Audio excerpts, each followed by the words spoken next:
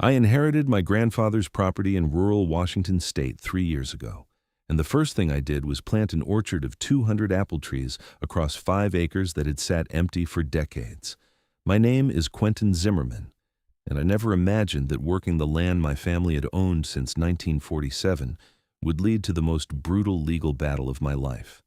The property sat just outside Bellingham, a beautiful spread of 12 acres total with a creek running through the back half and plenty of room for the fruit trees I had dreamed of cultivating since I was a kid, helping my grandfather tend his small garden. After spending 15 years as an accountant in Seattle, I cashed out my savings, quit my job, and moved north to finally do something with my hands instead of staring at spreadsheets all day. The trees were my pride and joy.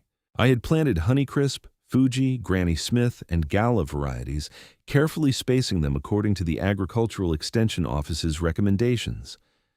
I had spent months preparing the soil, installing an irrigation system, and building protective fencing to keep deer away.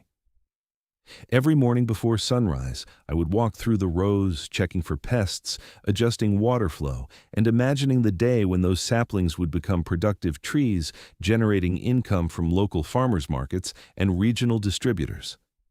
The neighborhood around my property had changed significantly since my grandfather's time. What used to be scattered rural homes had gradually transformed into a planned community called Maplewood Estates. The development had crept closer and closer to the property line over the years, and eventually, the homeowners association governing those properties started to take an interest in what they considered their expanded territory. I first met Patricia Henderson about 6 months after I had planted the orchard. She was the HOA president, a woman in her mid-50s with severely cut blonde hair that looked like it had been styled with a ruler and scissors. She wore pressed khaki pants and a polo shirt with the Maplewood Estates logo embroidered on the chest. She knocked on my door on a Tuesday morning while I was having coffee and reviewing my crop management schedule. "Hello, I'm Patricia Henderson from the Maplewood Estates HOA board," she announced without waiting for me to say anything. "I wanted to introduce myself and discuss some concerns we have about your property." I leaned against the door frame, already sensing this would not be a pleasant conversation. "Nice to meet you. I'm Quentin Zimmerman. What concerns are we talking about?" Patricia pulled out a folder from her oversized handbag and flipped it open. "Well, Mr. Zimmerman, we've noticed that you've planted what appears to be a commercial orchard directly adjacent to our community. This creates several issues for our residents." "Issues?" I tried to keep my voice level. "It's my property. My family has owned this land for almost 80 years. Yes, but you need to understand that property values in our community are very important to us," Patricia continued, her voice taking on a lecturing tone that made my jaw clench. "An agricultural operation brings concerns about pesticide use, increased truck traffic, and frankly, it's not aesthetically pleasing for our residents who paid premium prices for their homes." I took a deep breath. "I'm not using any pesticides that aren't approved for residential areas. There's no truck traffic because I'm just getting started, and last I checked, apple trees in bloom are pretty beautiful." Patricia's lips pressed into a thin line. "Be that as it may, we're formally notifying you that we'll be monitoring the situation closely. We have certain standards in this area." "Your standards apply to your community, not to my property," I said firmly. "I'm not part of your HOA. This land has been in my family for generations." "We'll see about that," Patricia replied, snapping her folder shut. "Good day, Mr. Zimmerman." I watched her walk back to her pristine white SUV parked in my driveway, and a knot of anxiety formed in my stomach. I had heard horror stories about HOAs overstepping their boundaries, but I never thought I would be dealing with one directly. The next few months passed peacefully. My trees were thriving, growing stronger with each passing week. I had hired a local agricultural consultant who confirmed that everything was developing perfectly, and I was on track to see my first modest harvest within 2 years.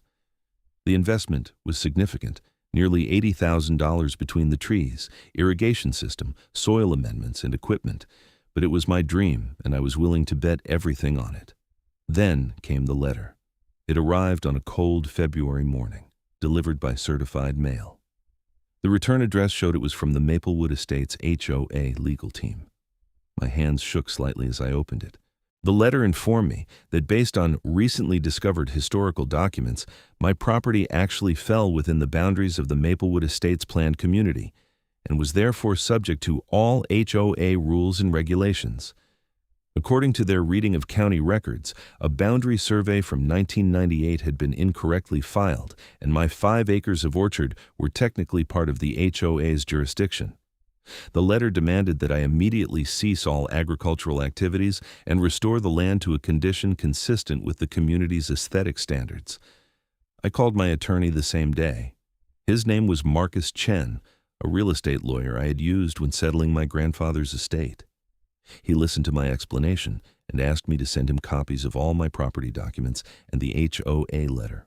"Quentin, this sounds like complete nonsense," Marcus said after reviewing everything. "Your deed is crystal clear. The property boundaries haven't changed since your grandfather purchased the land in 1947. I'll draft a response making it clear that you're not subject to their HOA and that their claim has no legal basis."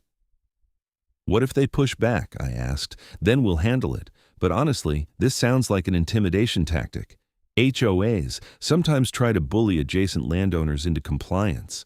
Don't worry, we've got solid ground to stand on." Marcus sent a strongly worded letter to the HOA's legal team, explaining in detail why their claim was baseless and demanding they cease any further harassment. I thought that would be the end of it. I was wrong. Spring arrived, and my trees began their second growing season. The orchard was beautiful, with delicate white and pink blossoms covering the branches. I had started selling honey from beehives I had placed throughout the orchard to help with pollination.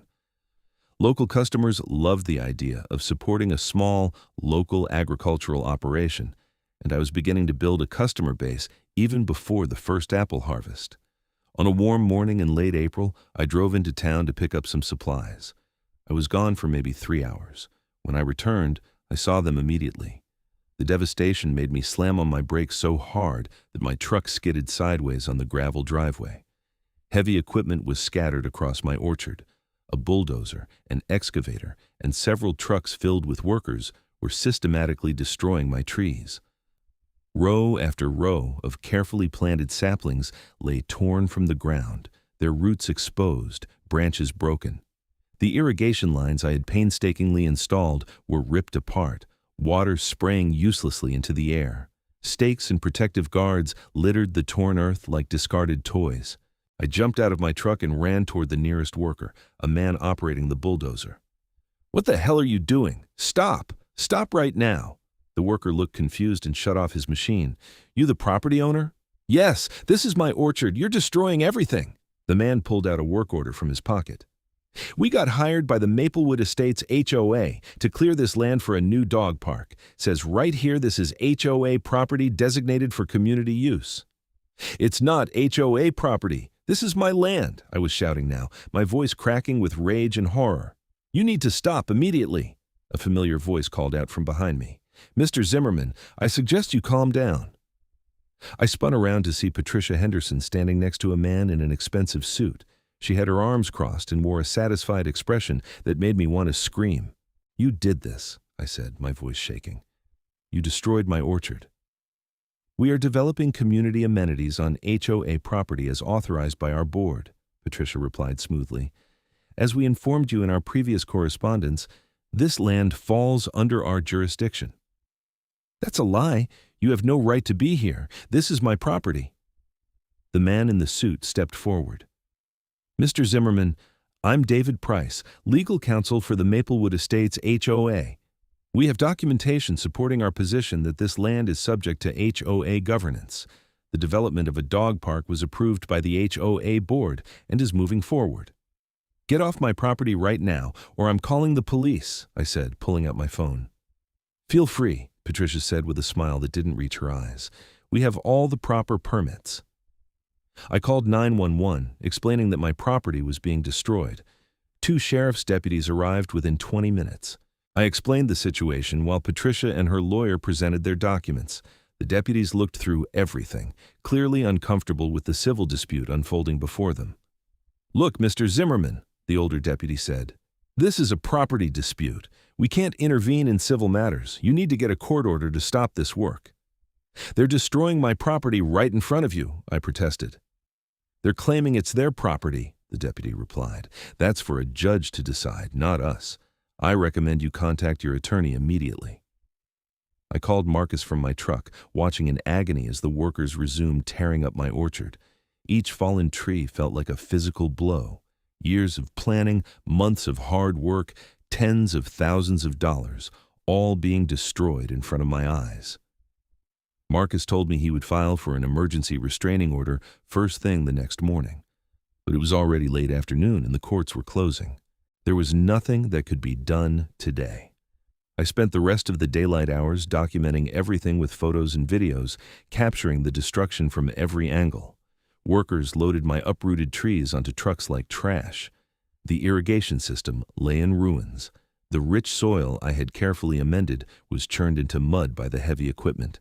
By sunset, 5 acres of orchard had been reduced to a barren, torn-up field. 200 trees gone. Years of projected income gone. My dreams shattered. I barely slept that night. I kept seeing the bulldozer crushing through the rows of trees, hearing the crack of breaking branches. At dawn, I walked through the devastation. A few trees near the edge of the property had survived simply because the workers had run out of time, maybe 30 trees out of 200. The rest was gone. Marcus filed the emergency motion at 8 in the morning when the courthouse opened. We provided photographs, property deeds, survey documents, and expert testimony from the agricultural consultant about the value of what had been destroyed. The judge reviewed everything and issued a temporary restraining order by noon, halting any further construction on the disputed property. But the damage was already done. The legal battle that followed consumed the next year of my life. The HOA maintained their position that my property was subject to their governance based on their interpretation of a poorly worded boundary description in county records from the late 1990s. They hired expensive lawyers and experts who twisted facts and created elaborate theories about how the land should have always been considered part of the planned community. Marcus and I fought back with everything we had. We brought in surveyors who confirmed my property boundaries. We produced decades of tax records showing continuous ownership by my family. We demonstrated that the county had always treated the property as separate from the HOA development. We proved that the HOA's claim was manufactured entirely. The process was exhausting and expensive. Legal fees mounted into the tens of thousands of dollars. I had to take out loans against the property to cover costs. Meanwhile, the HOA had deep pockets funded by hundreds of homeowners paying monthly dues. Patricia Henderson seemed to take personal pleasure in dragging out every procedure, filing motion after motion, demanding additional discovery, challenging every piece of evidence we presented. During a deposition, I finally got to confront her directly across a conference table. "Mrs. Henderson, did you personally authorize the destruction of Mr. Zimmerman's orchard?" Marcus asked. Patricia sat primly in her chair, her lawyer beside her. "I authorized the development of a community dog park on property under HOA jurisdiction, yes." "Were you aware that Mr. Zimmerman disputed the HOA's claim to that property?" "I was aware he had expressed concerns, yes." "But you proceeded anyway, knowing the property ownership was disputed." "We had legal advice that our position was sound," Patricia replied, showing no emotion. "The board voted to move forward with community improvements." "Did you consider waiting until the property dispute was resolved before destroying 200 fruit trees?" Patricia's lawyer interjected. "Don't answer that." But Patricia ignored him. "The needs of our community members take priority. Our residents wanted a dog park, and we have a responsibility to provide amenities that enhance property values and quality of life. Even if it means destroying someone else's livelihood?" I asked, unable to stay quiet. "Mr. Zimmerman, please," Marcus warned me gently. Patricia looked directly at me for the first time. "If you had simply complied with community standards from the beginning, none of this would have been necessary." That moment crystallized everything. This was not about property boundaries or legal technicalities. Patricia Henderson and her HOA board wanted control over everything they could see from their pristine development, and they were willing to destroy anyone who did not conform to their vision. The trial finally began in March of the following year, over a year after my orchard had been destroyed. We presented our case methodically over 3 weeks. Marcus brought in expert witnesses who testified about proper surveying procedures and property law. We showed photographs of the orchard before and after destruction. Agricultural economists testified about the projected income I had lost, calculating decades of potential revenue from a mature orchard. The HOA's legal team tried every angle they could think of. They argued that the property boundaries were ambiguous. They claimed that my agricultural use created a nuisance for their residents. They even tried to argue that because I had not filed proper permits for a commercial agricultural operation, I had no standing to claim damages.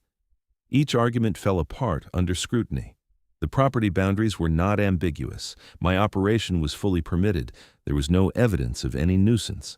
The HOA's case rested entirely on a fabricated interpretation of records that every expert agreed did not support their position. I testified about what the orchard meant to me. I described my grandfather's legacy and my years of planning. I explained the care I had taken in choosing tree varieties and preparing the soil. I talked about the morning I returned home to find everything destroyed. My voice broke several times, and I did not try to hide my emotion. This was not just about money. This was about my life's work and my family's heritage. The judge, a stern woman named Margaret Kowalski, listened intently to everything. She asked pointed questions of both sides. She reviewed every document personally. By the time closing arguments concluded, I could not read her expression at all. We waited 2 weeks for her decision. Marcus tried to prepare me for the possibility of a mixed outcome, but I knew we were in the right. The question was whether the legal system would recognize it. Judge Kowalski issued her ruling on a Thursday afternoon. Marcus called me immediately after receiving the notification. "Quentin, we won. We won everything." The judge's 47-page decision systematically dismantled every argument the HOA had made. She found that my property boundaries were clear and unambiguous, that the HOA had no jurisdiction whatsoever over my land, and that their claim was not just wrong, but made in bad faith. She wrote that the HOA had engaged in a deliberate campaign to destroy lawful agricultural activity based on aesthetic preferences rather than legal rights. But the real victory came in the damages section. Judge Kowalski calculated what my orchard would have produced over its productive lifetime. She consulted with agricultural economists and used conservative estimates for yield and market prices.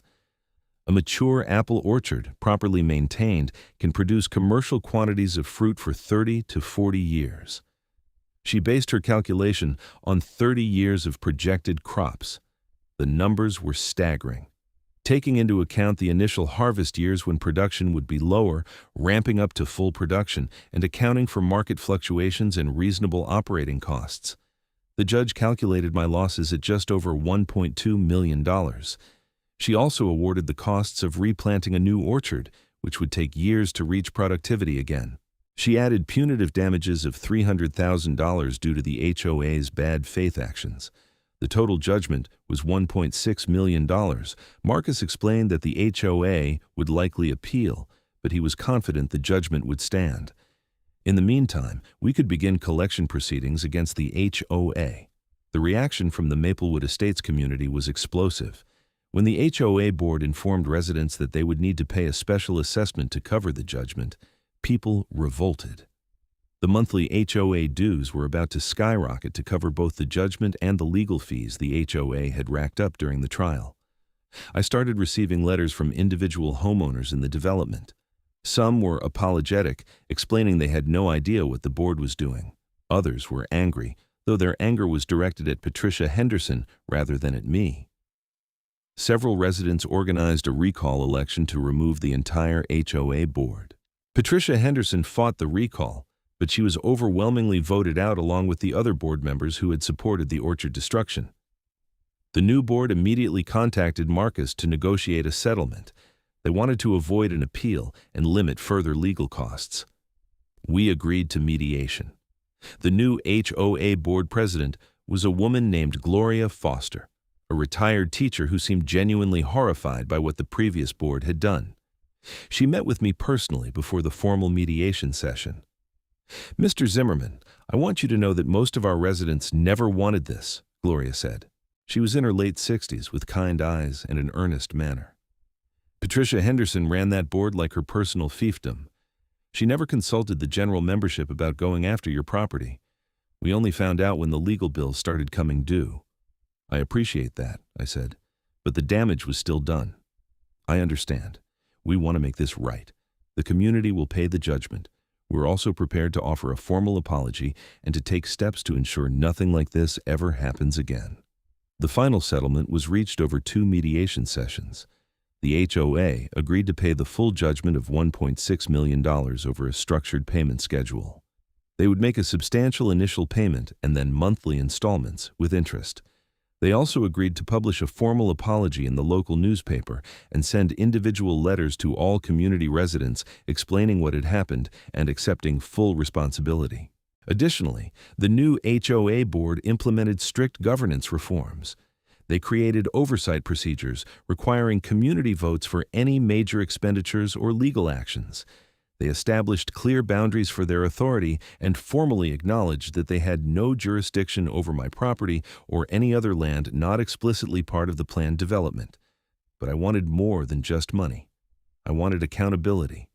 Working with Marcus and the local prosecutor's office, we explored whether criminal charges were appropriate. The destruction of my orchard, done knowingly on disputed property, potentially constituted criminal trespass, vandalism, or destruction of property. The prosecutor, a sharp woman named Rachel Torres, reviewed all the evidence from the civil trial. The challenge with criminal charges is proving criminal intent, Rachel explained during a meeting at her office. We need to show that Patricia Henderson and the board members knew they were acting unlawfully. They knew the property was disputed, I argued.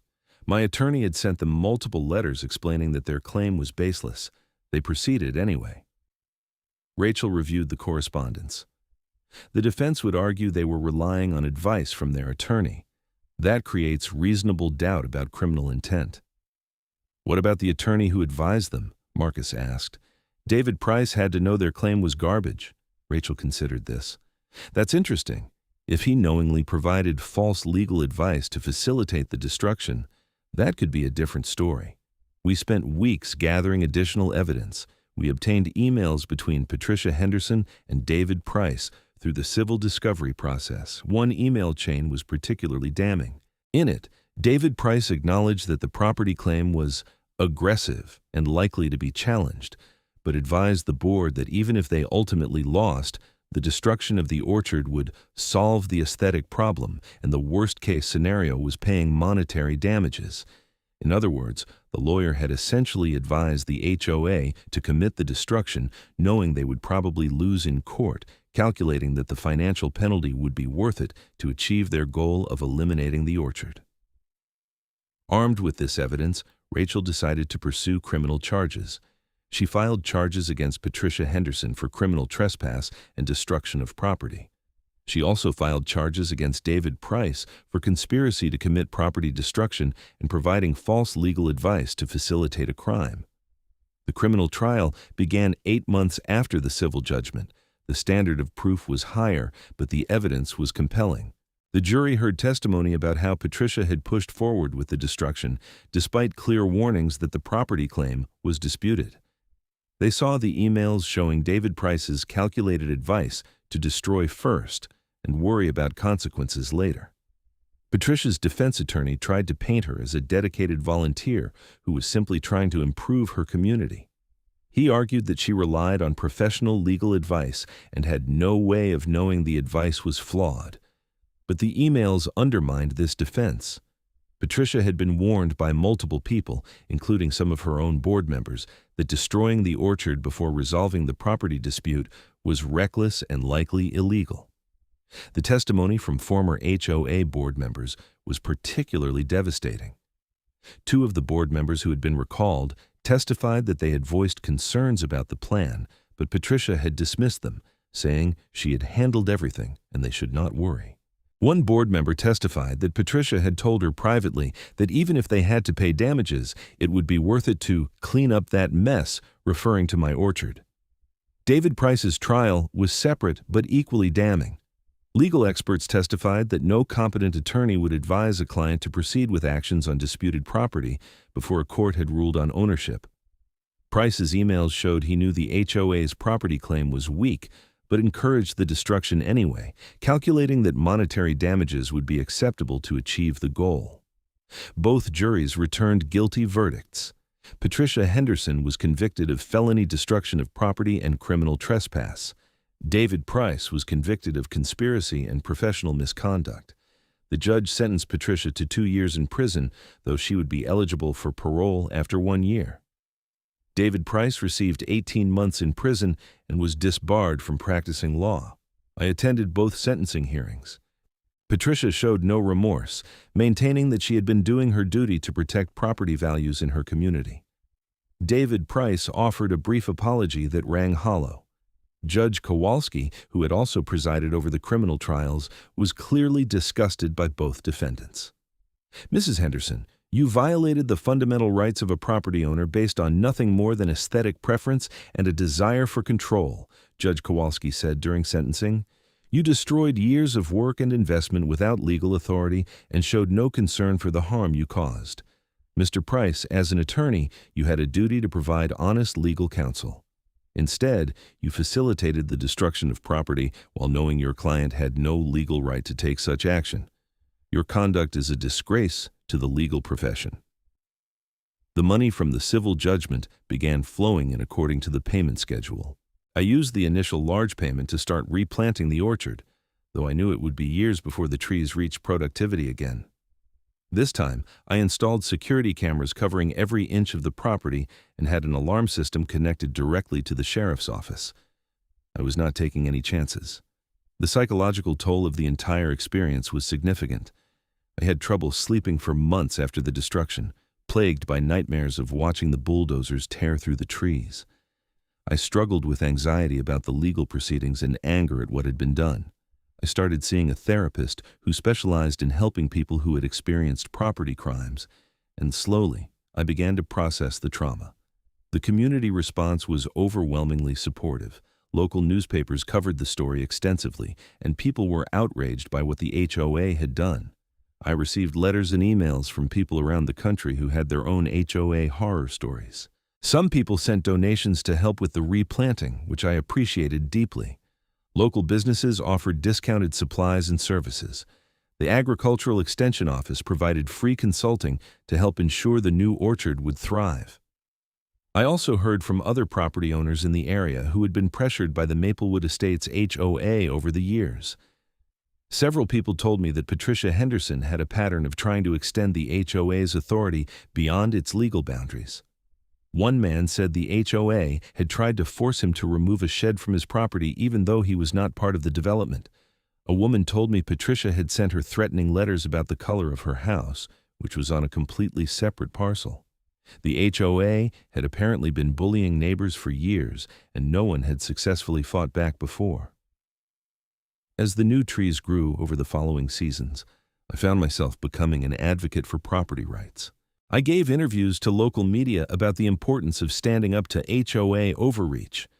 I testified before the county council in support of proposed regulations that would limit HOA authority and create better oversight of their actions. I joined a statewide organization dedicated to reforming HOA laws and protecting property owners from abuse. The case attracted attention from legal scholars and property rights organizations. Several law professors wrote articles analyzing the case as an example of HOA overreach and the importance of punitive damages in deterring bad faith conduct. Property rights organizations used my story in their advocacy materials, arguing for stronger protections for landowners against aggressive HOAs. Gloria Foster, the new HOA president, maintained a cordial relationship with me. She made good on her promise to reform the HOA's governance. The Maplewood Estates community implemented strict rules about board authority, requiring member votes for any significant decisions and creating an ombudsman position to handle complaints about board actions. Gloria personally apologized to me multiple times and made sure the community honored its payment obligations. The monthly payment schedule meant I would be receiving money from the HOA for several years. Each payment was a reminder of what had been lost, but also a validation that justice had been served. I deposited the money into a dedicated account and used it carefully, investing in the orchard's future and building an emergency fund in case I ever faced legal challenges again. The new orchard began to flourish. By the third year after replanting, I had my first small harvest. The apples were beautiful, and local customers were eager to support me after everything that had happened. The story of the destroyed orchard had become local legend, and people wanted to help ensure the new one succeeded. I sold out of my entire first harvest within 2 weeks, mostly at a farm stand I set up on the property. As production increased, I expanded beyond direct sales. I connected with local restaurants that wanted to feature locally grown produce on their menus. I supplied organic grocery stores in Bellingham and even started shipping to customers in Seattle. The orchard was not just surviving, it was thriving. The physical restoration of the orchard paralleled my own emotional recovery. As the trees grew stronger, so did I. The anger and trauma began to fade, replaced by a sense of satisfaction and purpose. I had not just survived the HOA's attack, I had fought back and won. The legal victory had set precedents that would protect other property owners. The criminal convictions sent a message that this kind of abuse would not be tolerated. 5 years after the destruction, the orchard was producing abundant crops. The trees were healthy and well established. I'd hired 2 part-time employees to help with harvesting and sales. The business was profitable and growing steadily. Everything I had envisioned when I first planted those original trees was finally coming to fruition. Delayed, but not destroyed. I invited Marcus Chen and his family to visit the orchard on a sunny September day. We walked through the rows of trees heavy with ripe apples, and I felt profound gratitude for his dedication to my case. Without his skill and persistence, I never would have achieved justice. "This is incredible, Quentin," Marcus said, biting into a Honeycrisp apple fresh from the tree. "You rebuilt everything they tried to take from you." "We rebuilt it," I corrected him. "I could not have done this without you." "You did the hard part," Marcus replied. "You had the courage to fight back when most people would have given up." That evening, I stood alone in the orchard as the sun set behind the trees. The golden light filtered through the leaves, and I could hear birds settling in for the night. The creek in the back of the property babbled softly. Everything was peaceful. I thought about my grandfather and how proud he would have been to see what I had accomplished. He had worked this land for decades, maintaining the family legacy. I had nearly lost it all, but I had persevered. The orchard stood as a testament not just to resilience, but to the principle that no one, not even a powerful organization like an HOA, could simply take what was not theirs without consequences. The final payment from the HOA arrived 6 years after the judgment. Gloria Foster sent it with a personal note expressing relief that the obligation was finally fulfilled and reiterating the community's commitment to being good neighbors going forward. The Maplewood Estates HOA had been transformed by the experience, becoming an example of responsible governance rather than the nightmare it had been under Patricia Henderson's leadership. Patricia herself had served her prison time and moved away from the area after her release. I heard through local gossip that she had relocated to Arizona and was keeping a low profile. David Price had also left Washington after losing his law license. I felt no satisfaction in their personal downfalls, but I was glad they faced real consequences for their actions. The orchard continued to grow and thrive. By the 8th year after replanting, it was producing crops comparable to what a mature orchard should yield. The projected income figures that Judge Kowalski had used in calculating damages were proving accurate. I was making a good living from the orchard, supporting myself and building savings for the future. I eventually met someone special, a woman named Grace Fairchild, who worked as a botanist at the local university. She had heard about my story and visited the orchard one day to see the trees. We hit it off immediately, bonding over our shared love of plants and the land. Grace understood why the orchard meant so much to me and supported my work completely. We got married in the orchard on a perfect spring day when the trees were in full bloom. Friends and family gathered among the white and pink blossoms, and I thought about how far I had come from that terrible morning when I returned home to find everything destroyed.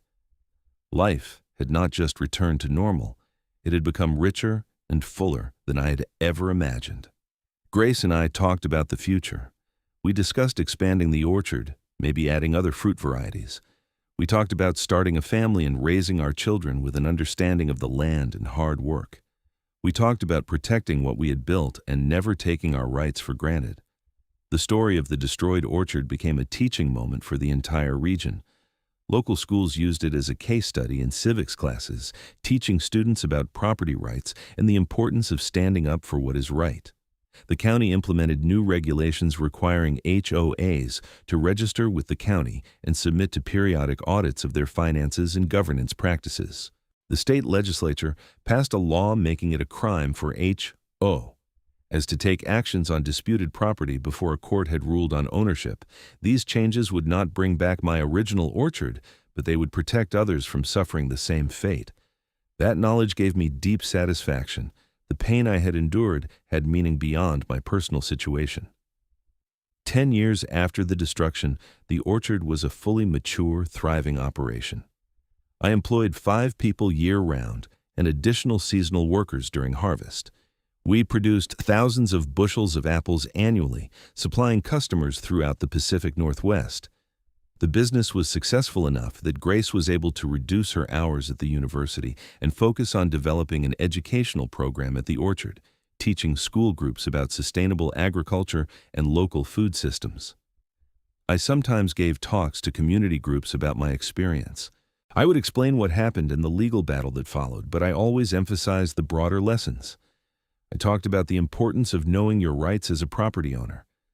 I discussed the dangers of unchecked HOA authority and the need for transparency and accountability in these organizations. I encouraged people to stand up to bullying and abuse, even when facing powerful adversaries. After one such talk, an elderly man approached me with tears in his eyes. "Thank you for fighting," he said. "My wife and I were bullied by our HOA for years over trivial things. We were too afraid to push back. Hearing your story gives me hope that maybe we can stand up for ourselves too." That conversation reminded me why sharing my story mattered. For every person who fought back against HOA abuse, there were dozens who suffered in silence, too intimidated or financially strapped to mount a legal challenge. My victory gave hope to others and demonstrated that these battles could be won. The orchard became a local landmark. Tour groups would sometimes drive by, and I would occasionally see people taking pictures from the road. I did not mind. The orchard was not just my business, it was a symbol of perseverance and justice. If people found inspiration in it, I was happy to share it. Grace gave birth to our first child, a son we named Oliver, in the farmhouse on the property. He grew up surrounded by apple trees, learning to walk on the same soil my grandfather had tended decades earlier. Watching Oliver toddle through the orchard filled me with joy and a sense of continuity. The land had passed from my grandfather to me, and now it would pass to the next generation. The Maplewood Estates community continued to exist peacefully next to my property. The residents respected the boundary, and there were no further conflicts.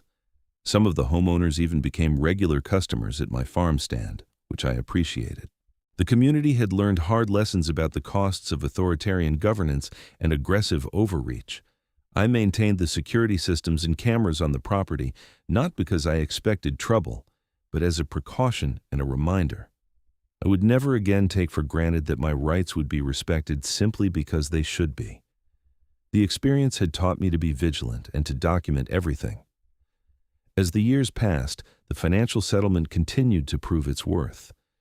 Judge Kowalski's calculation of 30 years of crop damages had been based on solid agricultural economics.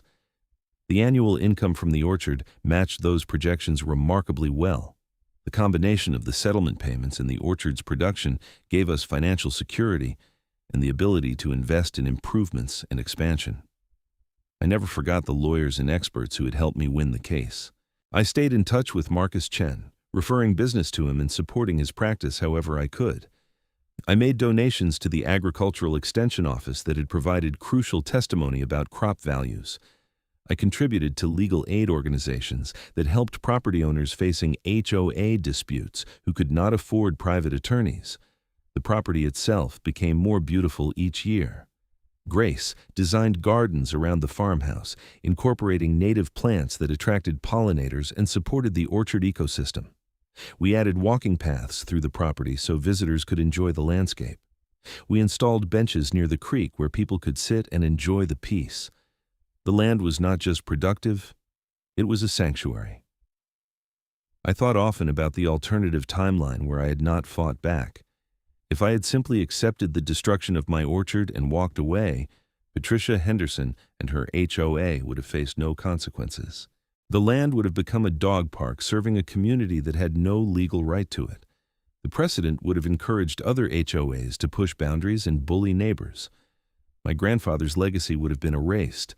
Instead, by fighting back, I had protected not just my own rights, but established legal principles that would protect others.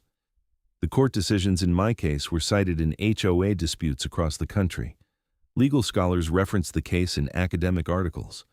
Property rights organizations used it as a prime example of why strong legal protections for landowners were essential.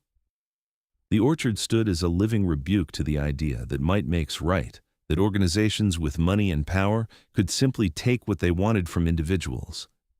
Every tree was a testament to resilience. Every harvest was a celebration of justice. Every customer who bought my apples was participating in a story about standing up to abuse and prevailing. Grace and I expanded the operation over time, adding pear trees, cherry trees, and plum trees to diversify our crops.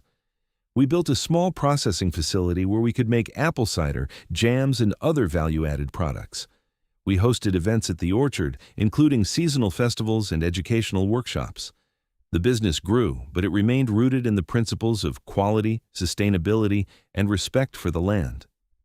Our son Oliver grew into a bright, curious child who loved helping in the orchard. By age 5, he could identify different apple varieties by sight and knew the basics of pruning and pest management. He had inherited the connection to the land that had defined my family for generations. Watching him play among the trees filled me with profound gratitude that I had fought to preserve this legacy for him. The community's memory of the HOA destruction remained vivid even years later. New residents in Maplewood Estates would hear the story and express shock at what the previous board had done. The tale became a cautionary legend about the dangers of letting power-hungry individuals control community organizations without proper oversight. The reforms implemented after the scandal remained in place, ensuring transparency and accountability. I occasionally crossed paths with Gloria Foster, who had stepped down as HOA president after several years of service but remained active in the community. She always greeted me warmly and expressed continued remorse for what her predecessors had done. Under her leadership, the relationship between the HOA and surrounding property owners had been repaired, and the organization focused on genuine community improvement rather than control and intimidation. The legal and personal journey had transformed me in ways I could not have anticipated. I had entered the fight as someone who just wanted to farm in peace, but I emerged as an advocate and a voice for property rights. I had discovered reserves of strength and determination I did not know I possessed. The experience had been traumatic, but it had also been empowering. As I approached the 15th anniversary of the original planting, I organized a celebration at the orchard. I invited everyone who had supported me through the ordeal: Marcus and his team, the agricultural experts who had testified, neighbors who had offered encouragement, customers who had sustained the business, and members of property rights organizations I had worked with. It was a day to celebrate survival, justice, and the power of perseverance. Standing before the gathered crowd with Grace and Oliver beside me, I reflected on the journey. 15 years ago, I planted an orchard on my grandfather's land, hoping to create something lasting and meaningful. That orchard was destroyed by people who believed their preferences mattered more than my rights. But we fought back, and we won. This new orchard stands not just as my livelihood, but as proof that justice is possible. It stands as a reminder that no organization, no matter how powerful, can simply take what is not theirs without facing consequences. Thank you all for being part of this story. The applause and cheers from the crowd echoed through the trees. As the sun set that evening and guests wandered through the orchard enjoying fresh apples and cider, I felt a deep sense of peace and accomplishment. The fight had been worth it. Every difficult moment, every legal bill, every sleepless night had led to this moment of celebration and victory. The orchard continued to thrive season after season, year after year. It produced abundant harvests that sustained my family and provided healthy food to the community. It served as an educational resource for schools and agricultural programs. It stood as a landmark and a symbol. And most importantly, it remained on the land where it belonged, protected by legal precedent and the determination of one person who refused to accept injustice. The story of the destroyed orchard and the justice that followed would be passed down through generations. Oliver would tell his children about the fight his father waged to protect their heritage. Students would learn about the case in law schools and civics classes. Property owners would draw inspiration from the example when facing their own battles against overreach and abuse. And through it all, the orchard would continue to bloom each spring, bear fruit each fall, and stand as a testament to the principle that rights matter, justice is possible, and perseverance can overcome even the most devastating setbacks. The trees grew tall and strong, their roots deep in soil that belonged to my family and always would. No HOA, no organization, no person could ever take that away again.